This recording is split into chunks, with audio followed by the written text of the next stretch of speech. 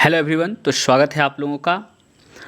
हम लोग भारतीय राष्ट्रीय आंदोलन में गांधी जी के बारे में, गांधी युग के बारे में, गांधी जी के विषय में चर्चा कर रहे थे पिछले वीडियो में, जिसमें हमने चर्चा किया था गांधी जी के व्यक्तिगत जीवन और गांधी जी ने दक्षिण अफ्रीका में क्या क्या कार्य किए उसके बारे में। अब हम आज बात करेंगे कि गांधी जी जब दक्षिण अफ्रीका से भारत लौटते हैं, वहाँ से लेकर कर भारत में अपना पहला सत्याग्रह, चंपारण सत्याग्रह तक की बात हम लोग करेंगे। तो चलिए शुरू करते हैं। गांधी जी 21 वर्ष दक्षिण अफ्रीका में रहकर भारत लौटे और गोपाल कृष्ण गोखले की सलाह पर पूरे भारत का भ्रमण करना शुरू किया या पूरे भारत का भ्रमण किया।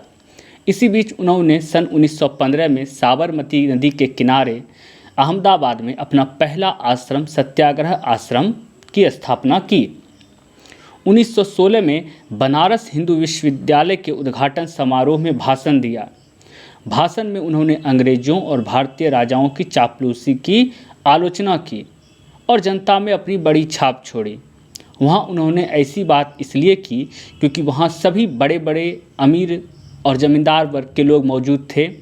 गरीब तबके का और ज़मीन से जुड़ा हुआ कोई व्यक्ति वहाँ मौजूद नहीं था, इसलिए उन्होंने इसकी आलोचना की।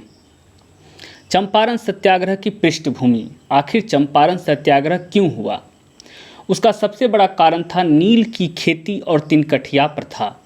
बिहार के चंपारण जिले में अंग्रेज नील की खेती करवाते थे। तिनकठिया प्रथा, इसमें किसान की ज़मीन का 3 भाग में से 1 भाग यानी कि 1/3 पर ज़बरदस्ती नील उगाया जाता था या उगानी पड़ती थी किसानों को। नील की खेती से ज़मीन बंजर होती थी और किसान को दाम भी बहुत कम मिला करते थे। यहाँ तक कि किसान अपने खाने के लिए भी अन्न नहीं उगा पा रहे थे। तो अंग्रेज ज़मींदारों ने किसानों से अन्य अवैध कर, बेगार, मजदूरी, जुर्माना वसूला।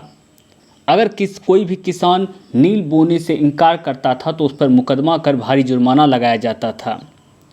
चाहे सूखा पड़े, चाहे अकाल पड़े, इस समय भी किसानों से कर वसूला जाता था, जिससे किसानों का बहुत शोषण हुआ करता था। विश्व में क्या क्या बदलाव हुए थे? जर्मनी में सिंथेटिक यानी कि कृत्रिम नील रंग बनने लगा था, नीला रंग बनने लगा था। अंग्रेज़ों ने नील की ज़बरदस्ती खेती करवाना थोड़ा कम तो करवा दिया, लेकिन किसानों से भारी हर्जाना वसूला जाने लगा। यानी किसान दोहरी मार झेल रहे थे, नील की खेती और फिर जुर्माना।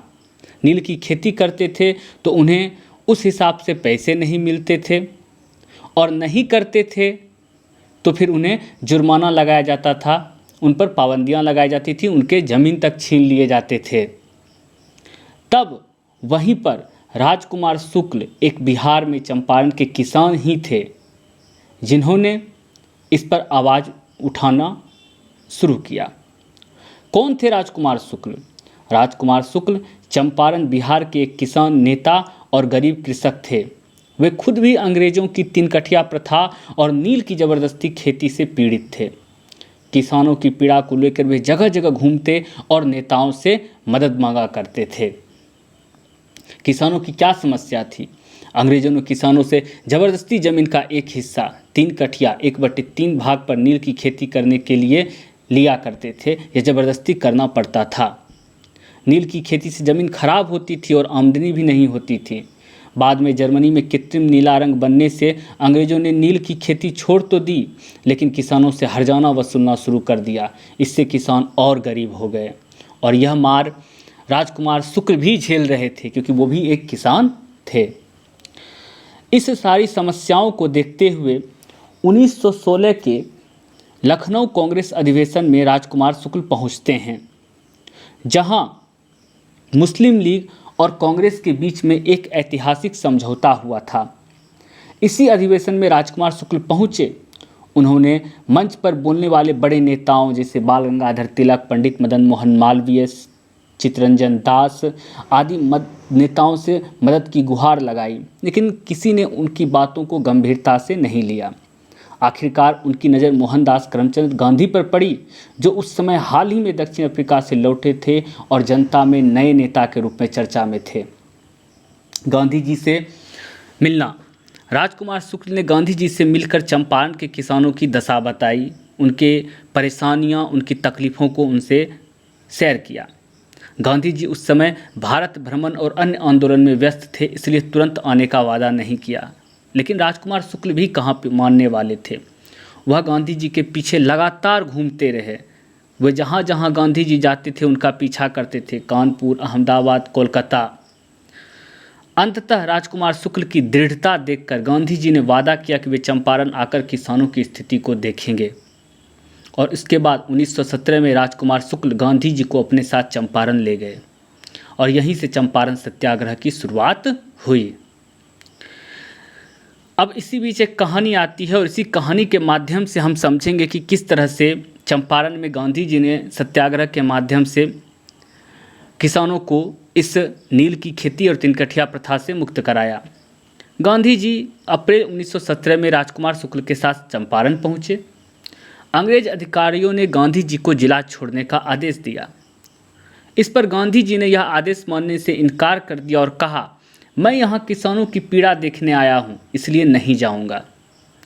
यह भारत में गांधी जी का पहला सिविल डिसओबीडियंस यानी कि नागरिक अवज्ञा आंदोलन था। अंग्रेज सरकार ने गांधी जी पर अदालत में मुकदमा चलाया। 18 अप्रैल 1917 को उन्हें मोतिहारी की अदालत में पेश होना पड़ा। हजारों हजार की संख्या में किसान अदालत के बाहर इकट्ठा हो गए और नारे लगाने लगे, गांधी जी को कुछ नहीं होना चाहिए। भीड़ इतनी विशाल थी कि अंग्रेज अधिकारियों को डर हो गया कि कहीं हिंसा न भड़क जाए।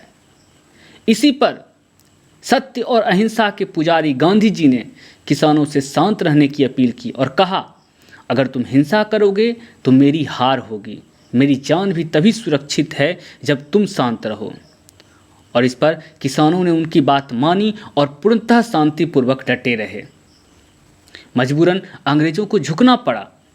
भीड़ और गांधी जी की लोकप्रियता देखकर अंग्रेज सरकार ने उन्हें जेल भेजने की हिम्मत तक नहीं की। अदालत ने गांधी जी को जमानत पर छोड़ दिया और बाद में फिर मुकदमा भी वापस ले लिया गया। अंग्रेजों को किसानों की शिकायत के लिए जांच के लिए चंपारण जांच समिति आखिरकार बनानी ही पड़ी और इस चंपारण जांच समिति का गठन हुआ, जिसमें गांधी जी को भी सदस्य बनाया गया। समिति की रिपोर्ट पर सरकार ने किसानों की मांगें स्वीकार की। परिणाम क्या निकला? सरकार को किसानों की मांगें माननी पड़ी। नील की ज़बरदस्ती खेती और तिनकठिया प्रथा समाप्त हुई। किसानों को राहत मिली और यहीं से गांधी जी को सर्वप्रथम रविंद्रनाथ ठाकुर या रविंद्रनाथ टैगोर, आप जो भी कहिए, उन्होंने महात्मा कहकर संबोधित किया। चंपारण सत्याग्रह को भारत का पहला सफल गांधीवादी सत्याग्रह माना जाता है। निष्कर्ष क्या निकला? चंपारण सत्याग्रह 1917 गांधी जी के भारत में पहला सत्याग्रह। किसानों की जीत, अंग्रेजी सरकार को झुकना पड़ा और गांधी जी का नेतृत्व राष्ट्रीय स्तर पर स्थापित हुआ। अब मैं आपको एक छोटी सी और कहानी इसमें सुनाना चाहूँगा कि किस तरह से गांधी जी की जान बचाई गई। 1917 में चंपारण सत्याग्रह के दौरान एक अंग्रेज अधिकारी ने गांधी जी को जहर देकर मारने का षड्यंत्र रचा। अधिकारी के रसोइये बत्तख मियाँ ने षड्यंत्र प्रकट कर गांधी जी की जान बचाई। यानी कि उन्होंने जहर का गिलास दूध में खाने के बाद लेकर गांधी जी को देने के लिए गया, लेकिन इसी बीच उन्होंने, राजेंद्र प्रसाद भी वहाँ बैठे हुए थे और भोजपुरी में भाषा में, अपने लोकल लैंग्वेज में, वहाँ वो अंग्रेज अधिकारी भी बैठा हुआ था, लोकल लैंग्वेज में बोलकर कि आप ये गिलास ना गिरें, इसे धक्का देकर राजेंद्र प्रसाद ने नीचे गिरा दिया। उसके बाद जब उस गिलास के दूध को बिल्ली ने पिया तो वो बिल्ली मर गई और इस तरह से गांधी जी की जान बच तो गई, लेकिन बाद में उसी बत्तख मियाँ को प्रताड़ित करके गांव से बाहर निकाल दिया गया। तो इस तरह से हम लोगों ने गांधी जी के भारत आने के बाद गांधी जी का भारत में पहला सत्याग्रह चंपारण सत्याग्रह की चर्चा की, बिना समय बर्बाद किए हुए। अगर आपको ये वीडियो अच्छा लगे तो इसे लाइक कीजिए, शेयर कीजिए। नेक्स्ट वीडियो में हम गांधी जी के अगले आंदोलन के बारे में चर्चा करेंगे। बहुत बहुत धन्यवाद।